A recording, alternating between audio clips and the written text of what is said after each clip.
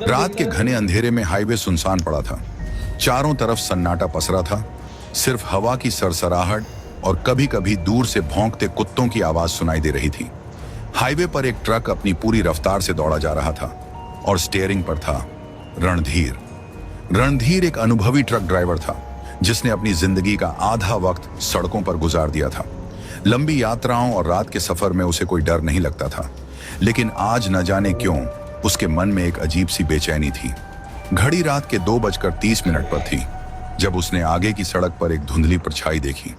कोई औरत थी जो सफेद साड़ी में खड़ी थी और हाथ हिला रही थी जैसे लिफ्ट मांग रही हो। रणधीर ने पहले तो उसे अनदेखा किया, लेकिन जब ट्रक उसके पास से गुजरने लगा तो वो अचानक से ठीक उसके सामने आ गई। ब्रेक लगाते लगाते भी ट्रक उससे टकरा गया। रणधीर का दिल जोर जोर से धड़कने लगा। उसने जल्दी से उतरकर देखा, लेकिन वहां कोई नहीं था। उसके पसीने छूट गए। क्या ये मेरा भ्रम था? वह बुदबुदाया, लेकिन तभी पीछे से किसी ने हल्के से उसके कंधे पर हाथ रखा। रणधीर का शरीर जैसे बर्फ बन गया।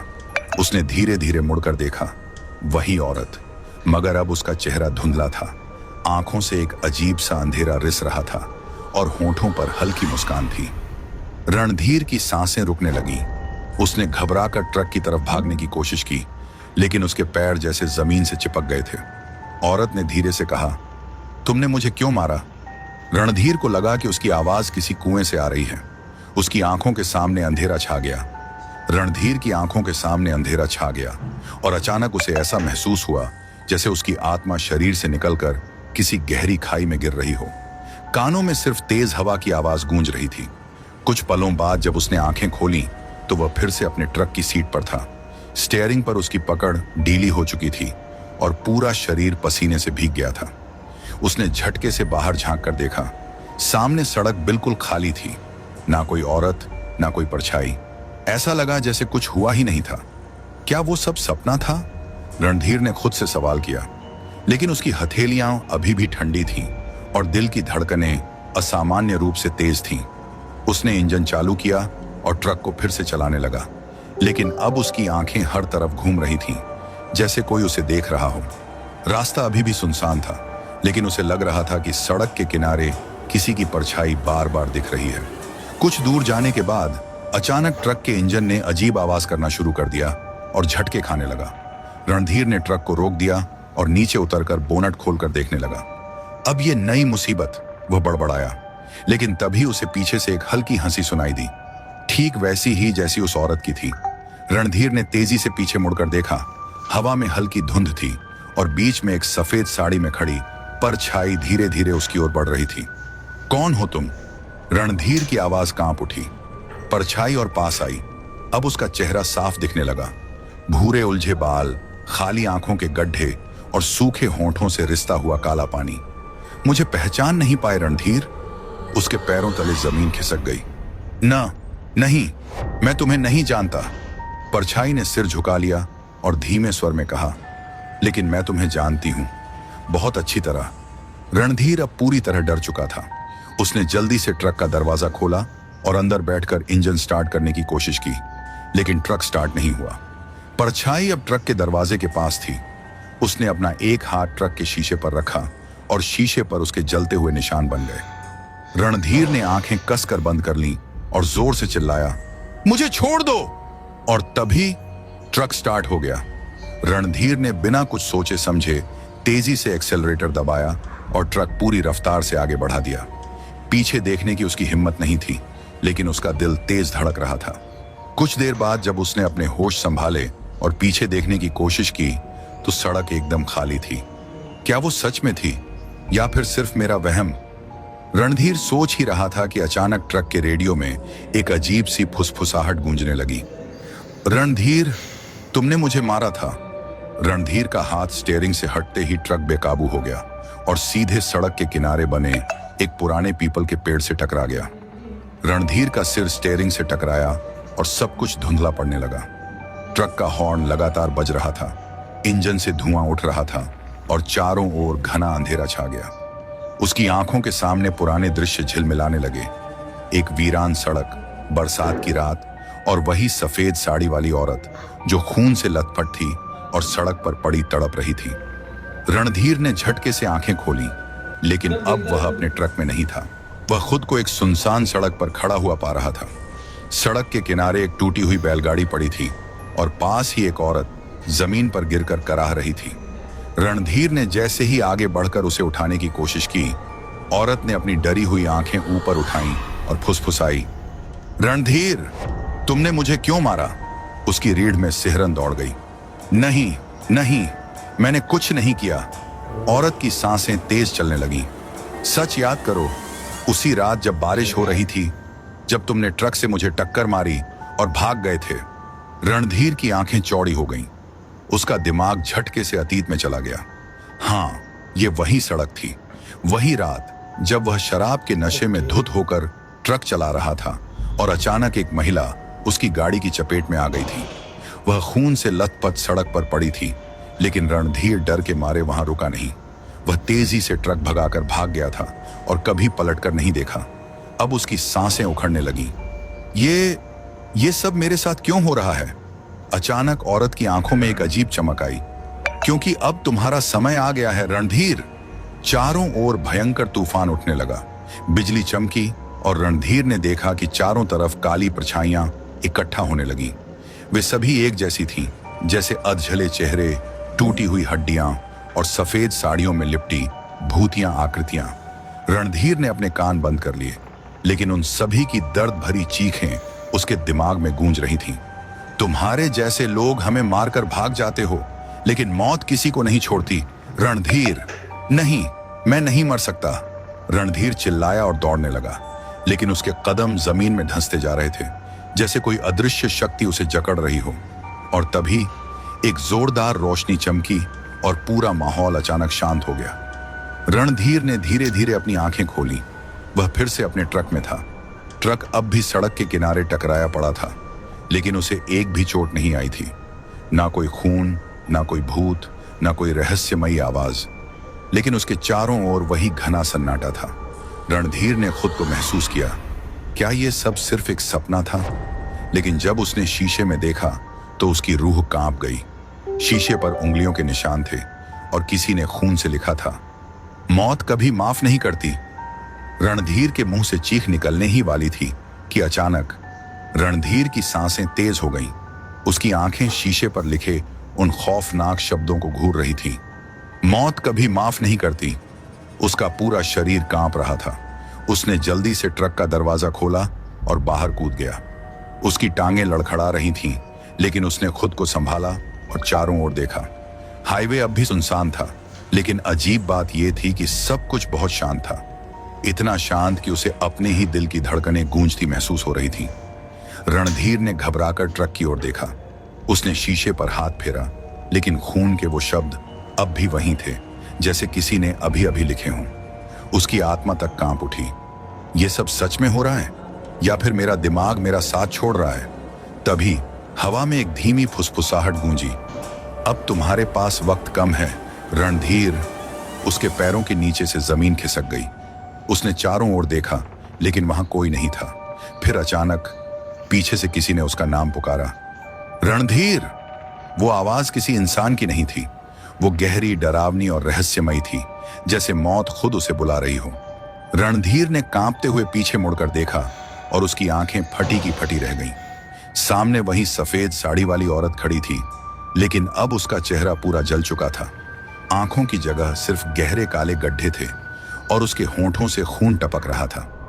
रणधीर ने चीखने की कोशिश की, लेकिन उसकी आवाज गले में ही अटक गई। औरत ने धीरे धीरे अपना हाथ उसकी तरफ बढ़ाया। अब तेरा हिसाब होने वाला है, रणधीर। नहीं, रणधीर जोर से चिल्लाया और पूरी ताकत से दौड़ने लगा। लेकिन जैसे ही उसने पहला कदम आगे बढ़ाया, उसे महसूस हुआ कि सड़क नीचे की ओर झुकने लगी थी, जैसे वो किसी अनदेखी खाई में गिरने वाला हो। उसके कानों में कई आवाजें गूंजने लगी, दर्द भरी चीखें, रोने की आवाजें और वही रहस्यमयी हंसी। रणधीर ने अपनी आंखें कसकर बंद कर ली, लेकिन वो आवाजें अब और तेज हो रही थीं।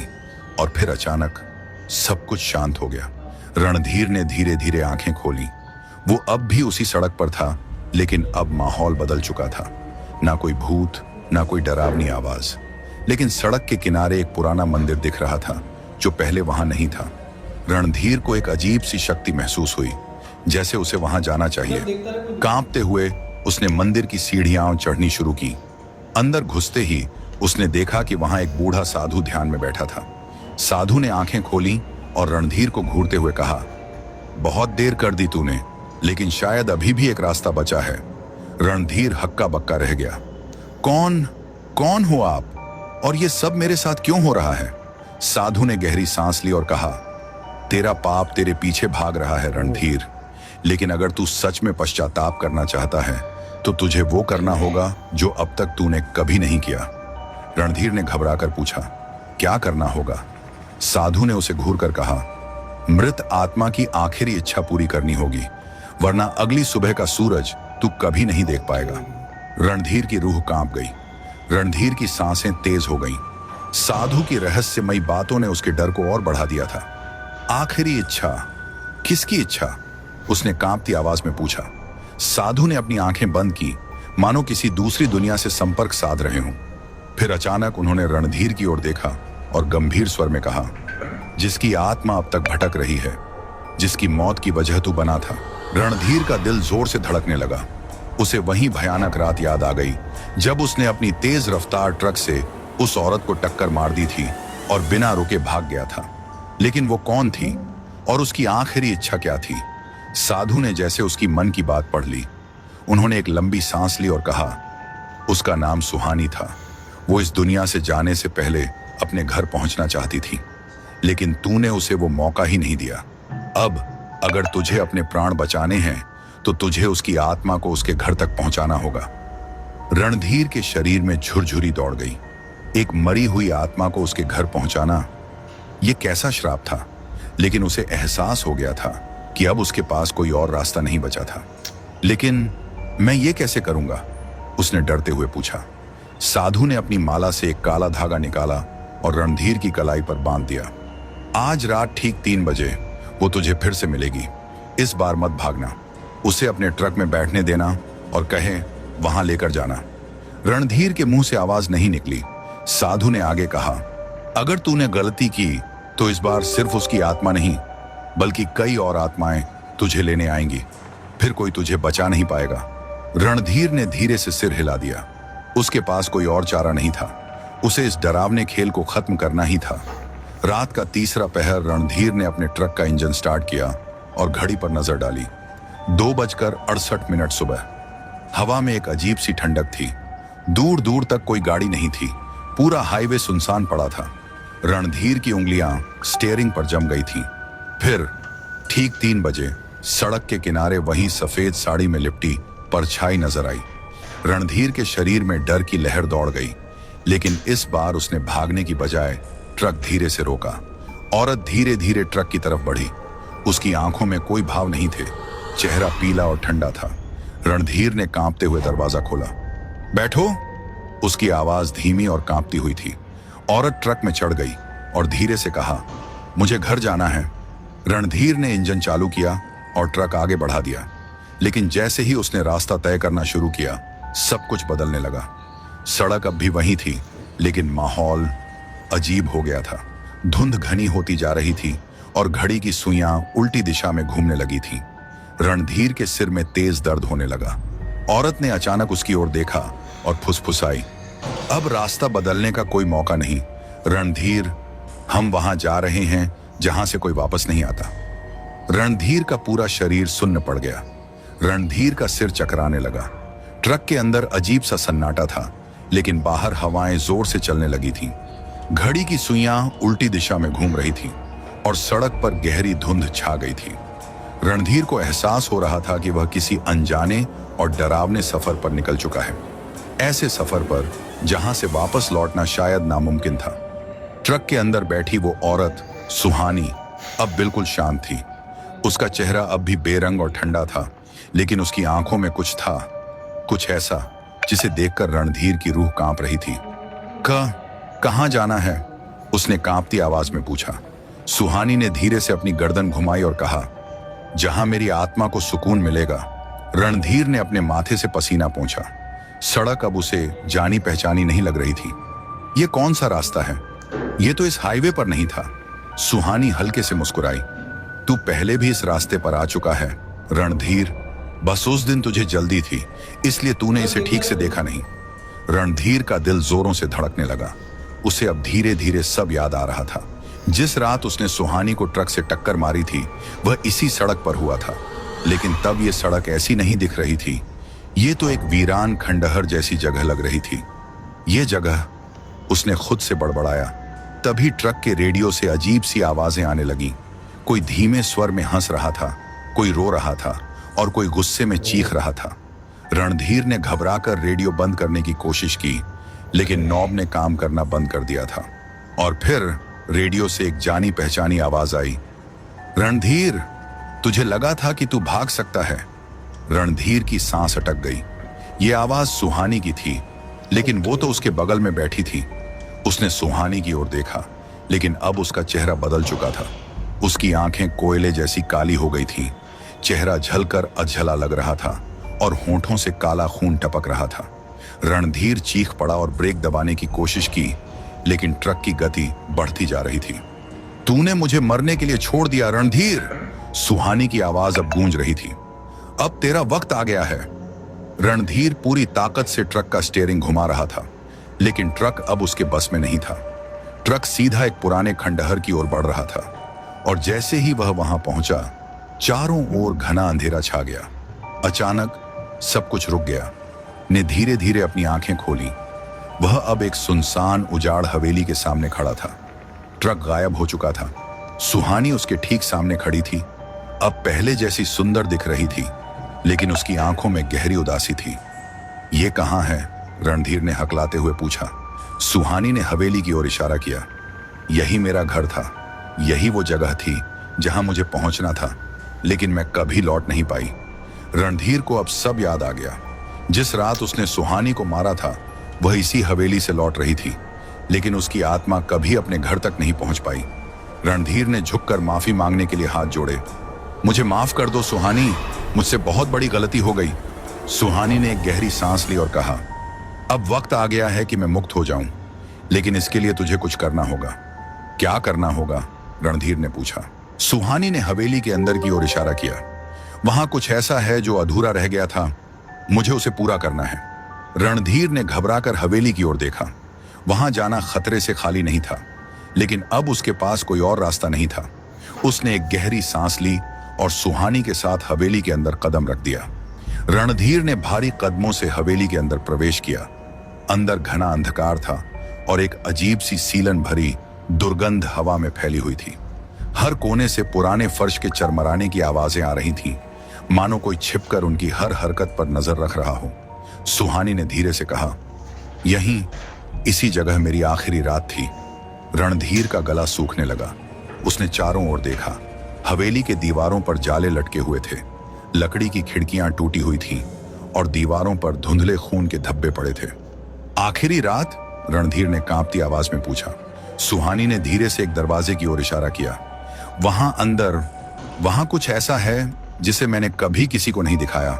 अगर तू वाकई अपने पाप से मुक्त होना चाहता है तो उसे खोल और देख कि मेरे साथ क्या हुआ था। रणधीर के शरीर में ठंडक दौड़ गई, लेकिन अब वह पीछे नहीं हट सकता था।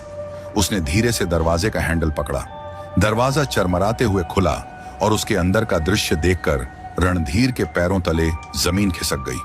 कमरे के बीचों बीच एक टूटी हुई कुर्सी थी और उसके पास जमीन पर जले हुए कागजों के टुकड़े बिखरे हुए थे। लेकिन सबसे डरावनी चीज थी एक पुराना आईना जो अब भी दीवार पर लटका हुआ था। आईने में हल्की सी दरार थी, लेकिन जैसे ही रणधीर ने उसमें देखा, उसे अपना अक्स नहीं दिखा, बल्कि उसे दिखा सुहानी। लेकिन यह कोई आम छवि नहीं थी। आईने में दिख रही सुहानी के चेहरे पर खून के गहरे निशान थे। आंखों में अंधकार भरा हुआ था और वह धीरे धीरे रणधीर की ओर देख रही थी। रणधीर घबराकर पीछे हटने ही वाला था कि अचानक आईने के अंदर से सुहानी की झलक बोल पड़ी। रणधीर, अब तुझे मेरी पूरी कहानी सुननी होगी। रणधीर की धड़कन रुकने लगी। आईने की छवि धुंधली पड़ने लगी और कमरे की दीवारें हिलने लगी। हवा अचानक बर्फ जैसी ठंडी हो गई और चारों ओर भयंकर सन्नाटा छा गया। फिर सुहानी की आवाज गूंज उठी। जिस रात तूने मुझे टक्कर मारी, उससे कुछ घंटे पहले मैं खुद किसी से भाग रही थी। रणधीर का दिमाग सुन्न पड़ गया। क्या? उसने धीरे से कहा। आईने में सुहानी की छवि ने आंखें बंद की और कहा, मुझे किसी और ने मारने की कोशिश की थी रणधीर। तूने तो सिर्फ मेरी दर्दनाक कहानी का एक छोटा सा हिस्सा देखा है, लेकिन असली कातिल कोई और था। रणधीर का सिर चकराने लगा। तो क्या सुहानी की मौत का जिम्मेदार कोई और था? फिर ट्रक से टक्कर लगने के बाद क्या वह पहले ही मर चुकी थी, या फिर वह किसी और के हाथों पहले ही मारी जा चुकी थी? रणधीर को अब लगने लगा था कि वह एक बहुत बड़े राज के करीब पहुंच चुका है। तभी आईने में एक और परछाई नजर आई। कोई और वहां खड़ा था। रणधीर ने गौर से देखा, लेकिन जैसे ही उसने उस परछाई को पहचानने की कोशिश की, आईना अचानक जोर से छटकने लगा। तुझे सच्चाई जाननी है रणधीर? सुहानी की आवाज हवा में गूंज उठी। तो तैयार हो जा, क्योंकि इस हवेली में अकेले हम दोनों ही नहीं हैं। रणधीर का दिल जोरों से धड़कने लगा। तभी दरवाजे के पीछे से किसी के पैरों की आहट सुनाई दी। कोई वहां था। रणधीर ने धीरे से दरवाजे की ओर देखा, लेकिन उसके खोलने से पहले ही दरवाजा खुद ब खुद जोर से खुल गया। रणधीर ने डर से झांक कर देखा। सामने एक आदमी खड़ा था। उसकी आंखें खून जैसी लाल थीं और चेहरे पर एक क्रूर हंसी थी। रणधीर ने उसे पहचाना और उसके मुंह से सिर्फ एक शब्द निकला, तू? रणधीर के चेहरे का रंग उड़ गया। सामने खड़ा आदमी उसकी ओर घूर रहा था। लाल जलती हुई आंखें, चेहरे पर एक अजीब सी क्रूर हंसी और हाथों में एक पुराना जंग लगा चाकू। तू? रणधीर के मुंह से निकला, लेकिन उसका गला सूख चुका था। आदमी धीरे धीरे आगे बढ़ा और खौफनाक आवाज में कहा, आखिरकार तू भी यहां आ ही गया रणधीर। रणधीर ने डरते हुए पूछा, तब तू कौन है? आदमी ने हल्की हंसी भरी। क्या तूने मुझे सच में भूल गया? रणधीर ने गौर से देखा और अचानक उसकी यादें बिजली की तरह उसके दिमाग में कौंध उठी। ये वही आदमी था जिसे उसने कभी नहीं सोचा था कि वो फिर से देखेगा। 3 साल पहले रणधीर का एक और काला सच था। उसने सिर्फ सुहानी को ही नहीं, बल्कि इस आदमी को भी एक काली रात में ट्रक से कुचल दिया था और भाग गया था। लेकिन तब किसी को शक नहीं हुआ, क्योंकि उसकी लाश कभी मिली ही नहीं। और अब वो आदमी यहां खड़ा था, जिंदा नहीं बल्कि किसी और ही रूप में। तू तो मर चुका था, रणधीर चीख पड़ा। आदमी ने सिर झुकाया और जब उसने दोबारा रणधीर की ओर देखा तो उसका चेहरा पूरी तरह सड़ चुका था। आंखों से खून टपक रहा था और उसका शरीर हवा में लटकने लगा। हाँ रणधीर, तूने मुझे मारा था, लेकिन मैं कभी मरा नहीं। मैं तेरा इंतजार कर रहा था। रणधीर के कदम पीछे हटने लगे। उसे लग रहा था कि उसकी धड़कन अब कभी भी बंद हो सकती है। तभी सुहानी का भूत भी सामने आ गया। अब तुझे इसकी सजा भुगतनी होगी रणधीर, उसकी आवाज में ठंडक थी। तूने हमें मारा था और अब तुझे भी वही तकलीफ सहनी पड़ेगी। रणधीर ने भागने की कोशिश की, लेकिन जैसे ही उसने कदम बढ़ाया, फर्श उसके पैरों के नीचे से खिसक गया।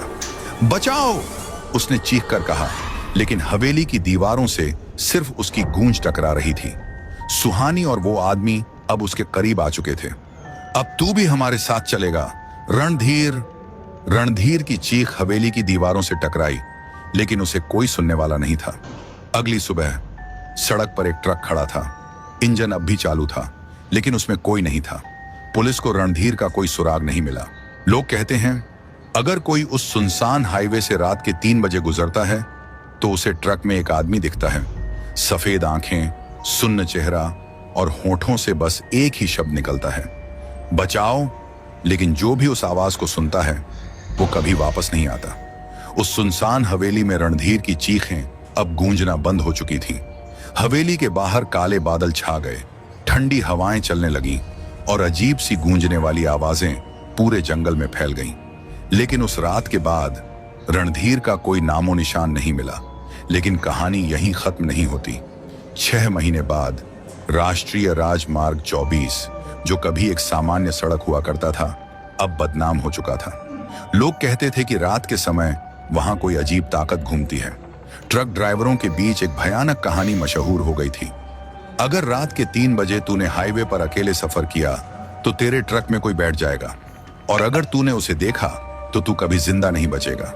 कोई इसे अफवाह मानता तो कोई सच, लेकिन जो भी इस कहानी को हंसी में उड़ाता वह कभी लौट कर नहीं आता। रात के 2:45 ट्रक की छत पर किसी के कूदने की आवाज आई। मोहन ने अचानक ब्रेक लगाया और हड़बड़ाकर बाहर झांका। कोई नहीं था, लेकिन जैसे ही उसने ट्रक का दरवाजा खोला, उसे ऐसा महसूस हुआ जैसे कोई उसके पीछे खड़ा हो। ठंडी हवा उसके कानों से टकराई और किसी के धीमे धीमे सांस लेने की आवाज उसे साफ सुनाई दी। उसका गला सूख गया। कौन है? उसने कांपती आवाज में पूछा। कोई जवाब नहीं आया, लेकिन जैसे ही उसने मुड़कर आईने में देखा, उसकी रीढ़ की हड्डी जम गई। आईने में एक अजीब सा चेहरा दिखा, पूरी तरह जला हुआ, आंखें सफेद और होंठों से काला खून टपकता हुआ। बचाओ! मोहन चीखने ही वाला था कि अचानक किसी ने उसे ट्रक से बाहर खींच लिया। सुबह 5 बजे सड़क किनारे पुलिस को एक लाश मिली।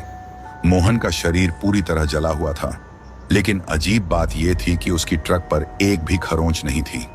पास ही खड़ी एक बूढ़ी औरत बड़बड़ा रही थी, फिर एक और आत्मा इस सड़क की भूख का शिकार हो गई। लेकिन असली डर अभी बाकी था। जब पुलिस ने ट्रक का दरवाजा खोला तो अंदर सीट पर खून से लिखा एक नाम मिला। रणधीर कहानी सिर्फ एक हाईवे की नहीं थी, ये एक शाप बन चुकी थी जो अब हर रात किसी नए शिकार की तलाश में थी। अब अगला कौन? मोहन की रहस्यमयी मौत के बाद भी ट्रक ड्राइवरों ने हाईवे 24 पर सफर करना बंद नहीं किया, लेकिन अब हर कोई सावधान रहता। कोई रात के 3 बजे तक सड़क पर रुक जाता तो कोई हनुमान चालीसा का जाप करता हुआ निकलता।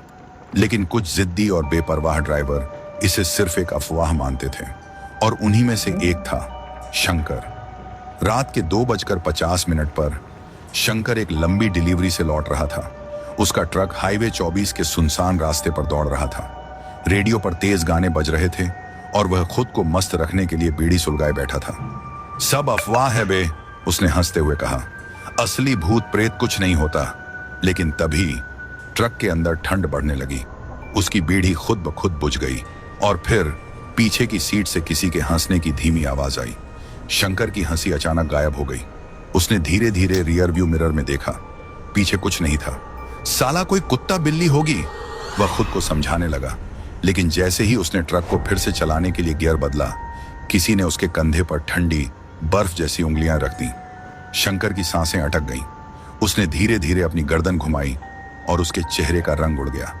पीछे की सीट पर एक औरत बैठी थी, लंबे उलझे हुए बाल, सफेद साड़ी में लिपटी हुई और उसका चेहरा अधजला हुआ। शंकर की चीख निकलने ही वाली थी कि औरत ने अपना सिर धीरे धीरे उठाया और उसकी गहरी काली आंखों ने सीधा शंकर की आत्मा में झांक लिया। रुक जा! और तभी शंकर के ट्रक के ब्रेक अचानक फेल हो गए। ट्रक जोरों से झटके खाने लगा, स्टीयरिंग कंट्रोल से बाहर हो गया। शंकर ने पूरी ताकत से ब्रेक दबाया, लेकिन कुछ नहीं हुआ। ट्रक तेजी से सामने एक पुराने पेड़ की ओर बढ़ रहा था और फिर धड़ाम! सुबह 4 बजे पुलिस को हाईवे के किनारे एक जला हुआ ट्रक मिला। ट्रक के अंदर कोई नहीं था, लेकिन ड्राइवर की सीट के शीशे पर खून से लिखा था, मैं लौट आई हूं। हकीकत या वहम? अब तक यह साफ हो चुका था कि यह हाईवे अब शापित बन चुका था। लेकिन असली सवाल यह था कि यह सब करने वाली आत्मा सुहानी थी या कोई और। रणधीर अब कहां था? क्या वह भी अब इस डरावनी दास्तान का हिस्सा बन चुका था? लेकिन कहानी अभी खत्म नहीं हुई, क्योंकि यह रात हर बार किसी नए शिकार की तलाश में होती है। शंकर की मौत के बाद हाईवे 24 पर दहशत और बढ़ गई। अब इस रास्ते से गुजरने वाले हर ट्रक ड्राइवर की रूह कांपने लगी थी।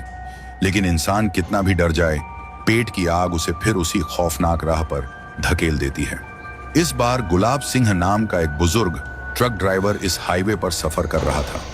35 साल से वह ट्रक चला रहा था, लेकिन कभी किसी भूत प्रेत की बातों पर भरोसा नहीं किया था। जितनी मौत लिखी होगी उतनी ही आएगी, डर के क्या मरना, वह अक्सर कहा करता था।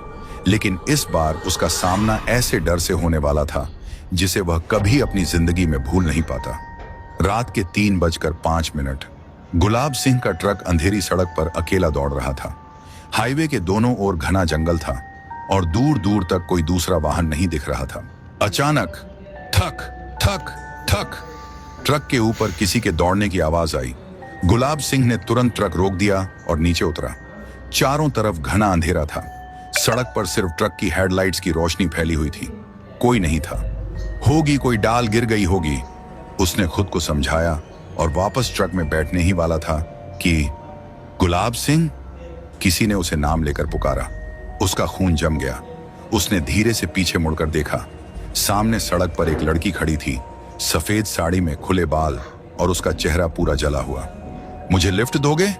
गुलाब सिंह के शरीर में झुरझुरी दौड़ गई। हाँ हाँ। लड़की अब धीरे धीरे उसकी ओर बढ़ने लगी। कहाँ जाना है? गुलाब सिंह ने कांपती आवाज में पूछा। लड़की ने कोई जवाब नहीं दिया, बस मुस्कुराई। लेकिन वह मुस्कान सामान्य नहीं थी। उसके होंठ धीरे धीरे कानों तक खिंच गए।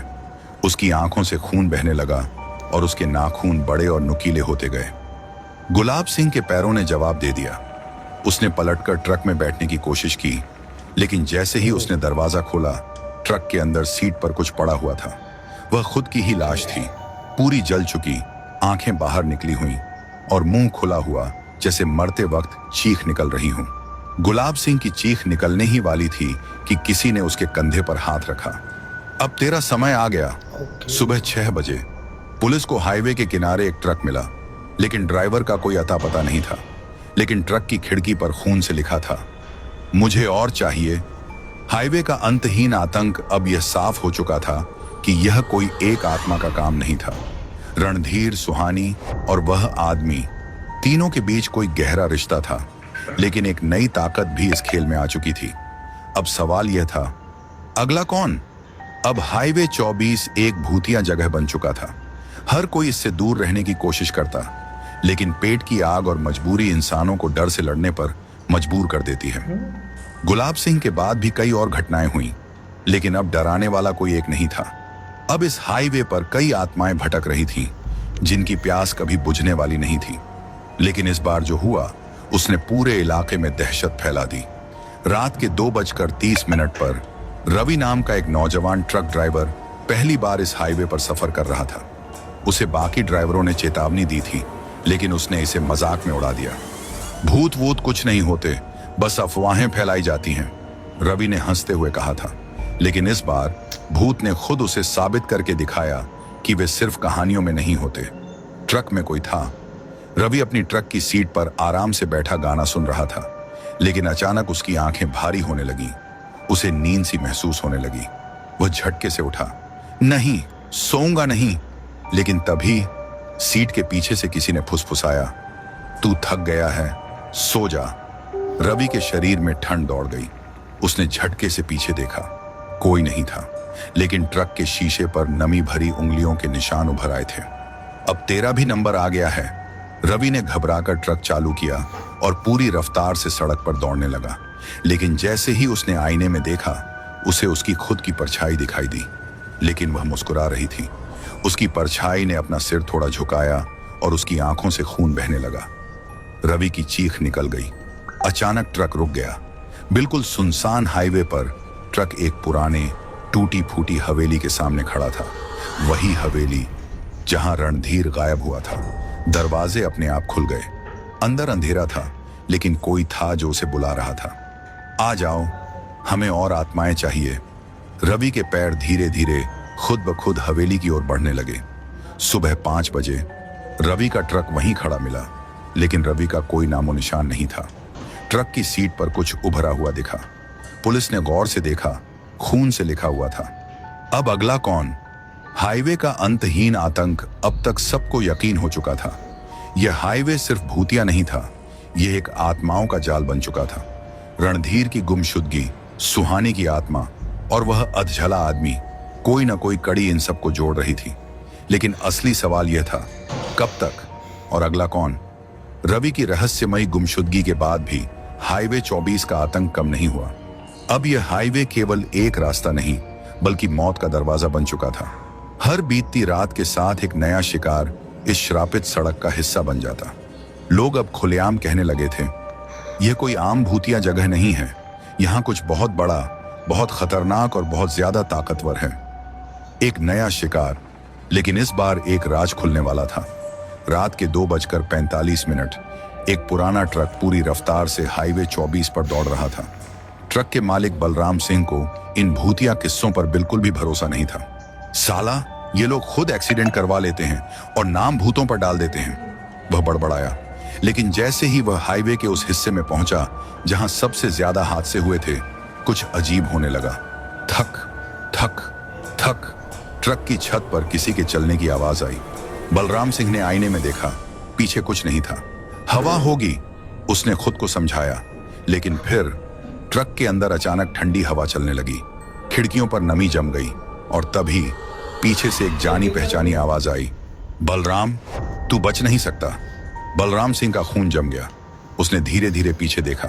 सीट पर रणधीर बैठा था, मरा हुआ, जल चुका, लेकिन जिंदा दिख रहा था। रणधीर, बलराम ने घबरा कर कहा। रणधीर मुस्कुराया, उसकी आंखों से काला खून बह रहा था। याद है, तूने मुझे मारा था। बलराम की आंखें फटी की फटी रह गईं। नहीं, मैं तो। लेकिन रणधीर की हंसी गूंजने लगी। अब तू भी हमारे साथ आएगा। हमारी दुनिया में अचानक ट्रक के ब्रेक फेल हो गए। बलराम ने पूरी ताकत से ब्रेक दबाने की कोशिश की, लेकिन कुछ नहीं हुआ।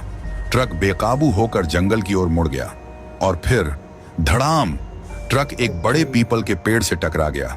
सुबह 6 बजे पुलिस ने हादसे की जगह पर पहुंचकर ट्रक का दरवाजा खोला, लेकिन अंदर कोई नहीं था।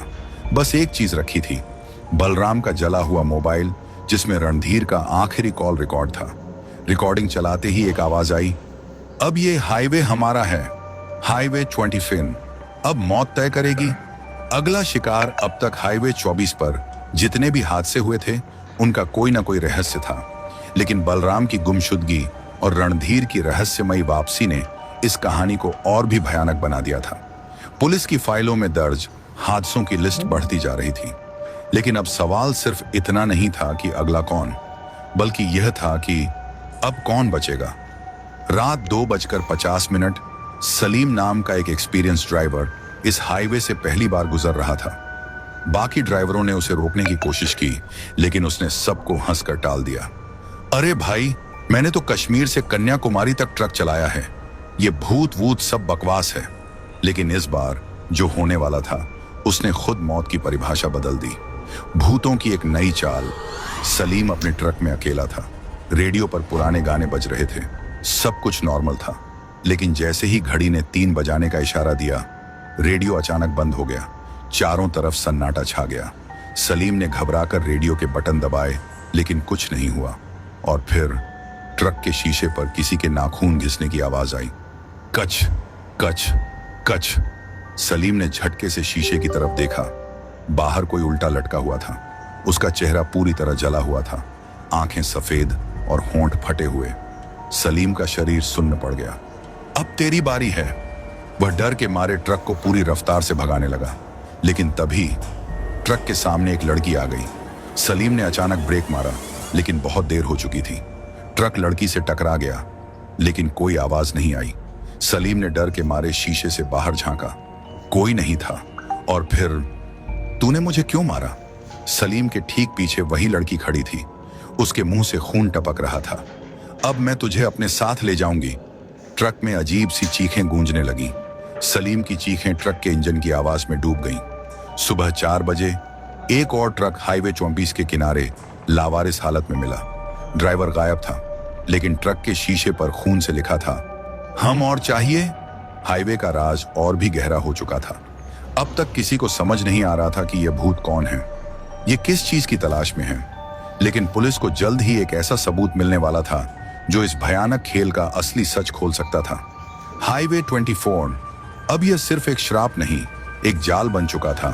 अब तक हाईवे 24 पर जो कुछ भी हो रहा था, वह किसी बदले, श्राप या साधारण आत्माओं की भूख से कहीं ज्यादा खतरनाक बन चुका था। यह अब सिर्फ एक भूतिया हाईवे नहीं था, यह मौत की प्यास से बना एक जाल था, जिसमें फंसने वाला कभी वापस नहीं आ सकता था। पुलिस को मिला सबसे बड़ा सुराग। सलीम के लापता होने के बाद पुलिस ने हाईवे 24 की घटनाओं को और गहराई से खंगालना शुरू किया, और आखिरकार उन्हें वह सुराग मिला जिसने इस कहानी की असली सच्चाई को उजागर कर दिया। पुलिस को हाईवे से दूर एक वीरान इलाके में 100 से ज्यादा लाशें मिलीं। हर लाश जली हुई थी, लेकिन सबसे खौफनाक बात यह थी कि इन लाशों में कुछ ऐसे लोग भी थे जो हाल ही में गायब हुए थे। गुलाब सिंह, बलराम और सलीम, यानी जो लोग गायब हो रहे थे वे कहीं और नहीं बल्कि इस भयानक खेल का हिस्सा बन चुके थे। लेकिन कैसे? रहस्य की जड़। 50 साल पुरानी त्रासदी पुलिस को एक और सुराग मिला। एक 50 साल पुरानी रिपोर्ट। उस रिपोर्ट के मुताबिक जिस जगह पर अब हाईवे 24 बना है वहां कभी एक छोटा सा गांव हुआ करता था, लेकिन सरकारी विकास परियोजना के तहत गांव को जबरदस्ती खाली करवा दिया गया था। जो लोग अपना घर नहीं छोड़ना चाहते थे उन्हें जिंदा जला दिया गया था। 100 से ज्यादा लोग, औरतें, बच्चे, बूढ़े सब इस आग की भेंट चढ़ गए। इस नरसंहार की अगुवाई करने वाला कोई और नहीं बल्कि रणधीर का ही परिवार था। रणधीर का दादा इस पूरी योजना का मास्टरमाइंड था, यानी रणधीर उसी पाप की विरासत लेकर पैदा हुआ था और यह श्राप अब तक उसकी पीढ़ियों को अपनी गिरफ्त में ले रहा था। लेकिन फिर रणधीर खुद कैसे इस भूतिया खेल का हिस्सा बन गया? रणधीर की मौत और आत्माओं की प्यास, रणधीर भी इस रहस्य को नहीं जानता था, लेकिन जैसे ही वह इस हाईवे से गुजरा आत्माओं ने उसे पहचान लिया। उन्हें पता चल गया कि रणधीर उसी परिवार का हिस्सा है जिसने उनके परिवार को जलाकर मार दिया था, और इसीलिए आत्माओं ने रणधीर की भी बलि ले ली। अब यह खेल सिर्फ बदले का नहीं रहा था, अब यह एक अंतहीन मौत की दुनिया बन चुका था। हर बीतती रात के साथ आत्माओं की संख्या बढ़ती जा रही थी, हर नया शिकार उन्हीं का हिस्सा बन जाता था। दर्दनाक अंत। जब पूरा हाईवे जल उठा, पुलिस ने इस भयानक राज को दबाने की पूरी कोशिश की, लेकिन जिस चीज को दबाने की कोशिश की जाती है वह और भी ज्यादा खतरनाक होकर उभरती है। एक रात हाईवे से गुजर रहे 3 ट्रकों के साथ एक साथ अजीब घटनाएं हुई। पहले ट्रक के ड्राइवर ने देखा कि सामने जलती हुई औरतें खड़ी हैं। दूसरे ट्रक के ड्राइवर को सड़क पर बच्चों की चीखें सुनाई दी। तीसरा ट्रक अचानक खुद ब खुद हवा में उठने लगा और फिर पूरा हाईवे आग में जल उठा। जो भी उस वक्त वहां था कोई नहीं बचा। सुबह जब पुलिस वहां पहुंची तो पूरा इलाका राख हो चुका था, लेकिन एक चीज अब भी वैसी की वैसी थी। हाईवे के साइन बोर्ड पर खून से लिखा था, हम अब कभी नहीं रुकेंगे।